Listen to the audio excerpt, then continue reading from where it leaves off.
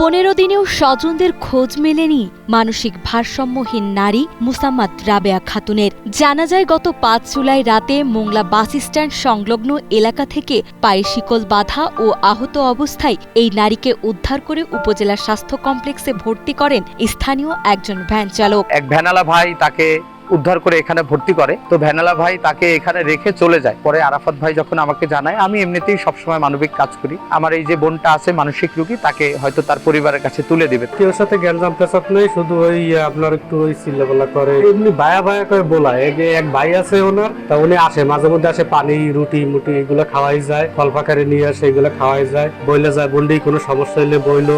গত 15 দিন ধরে হাসপাতালটির কর্তব্যরত চিকিৎসক ও স্থানীয় স্বেচ্ছাসেবীদের নিবিড় পরিচর্যা এবং নিয়মিত চিকিৎসায় রাবেয়া বর্তমানে অনেকটাই সুস্থ হয়ে উঠেছেন। তাদের আন্তরিক সেবায় তার হাত, পা ও কোমরের ক্ষতস্থানগুলো ধীরে ধীরে শুকিয়ে যাচ্ছে। শারীরিক অবস্থার উন্নতি হওয়ায় রাবেয়া এখন তার নিজের পরিবারের কাছে ফিরে যেতে চান। সুস্থ আমি এখন, এবার আমার মারার হয় আসলে আমি চলে যাবো বাড়ি।